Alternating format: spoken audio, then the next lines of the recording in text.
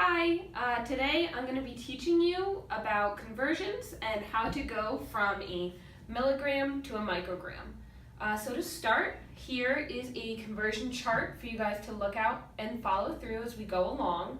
So basically a conversion is going from one size down to another. So within a gram, we can break down a gram into multiple ways. We can break it down into deci, centi, milli, micrograms, or nanograms.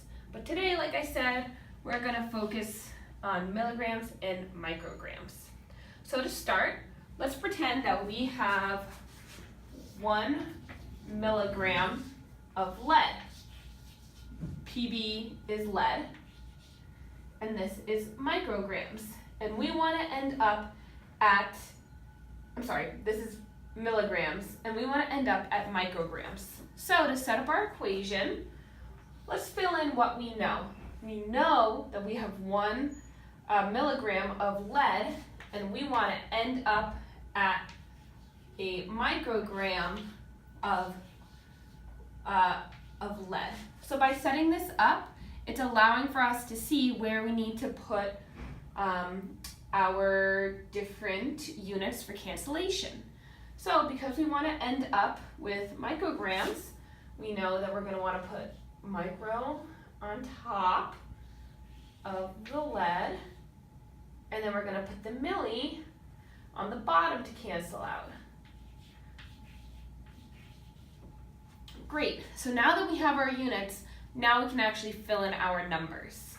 So we know that 1 milligram is equal to 1,000 micrograms. And then we're going to multiply this together. And so then we know that when we have 1 milligram of lead, it's also equal to 1,000 micrograms of lead.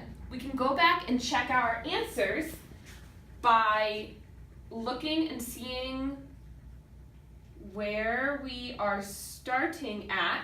So because we're starting at milligrams, we're going down to micrograms, we know that we're going to want our number to be bigger. When we go up, it's going to be smaller. So now let's try to go from micrograms to milligrams. So let's pretend now that we have 1 microgram of mercury this time. So we have 1 microgram of lead, and we want to end up at milligrams. So to do that, we're going to put our milligrams down here because we know we want to end up in milligrams. And let's put up our equation. So micrograms goes on the top. And now, milligrams go on the top and micrograms go on the bottom. The reason we're doing this is that the micrograms are going to cancel out, and then it's just going to leave us the milligrams. So we know that in 1 microgram of mercury that we have 0.0001 of micrograms. So when we multiply them together, we're going to get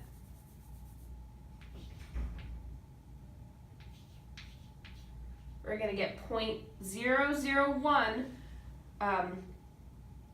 milligrams of mercury.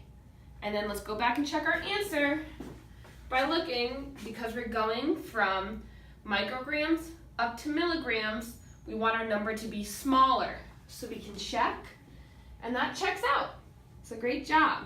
So now that we understand a little bit about conversions, let's talk about what part per trillion is. So part per trillion is just a smaller way of, you just kind of keep going down the conversion chart until you get to part per trillion. So imagine if you have a trillion buttons. One of those trillion buttons is going to be red, and the rest will be blue. And so that's 1 part per trillion. And then you can also have things such as 70 parts per trillion. So if you have a trillion blue buttons, 70 are going to be red. So that'll be 70 parts per trillion. Thank you.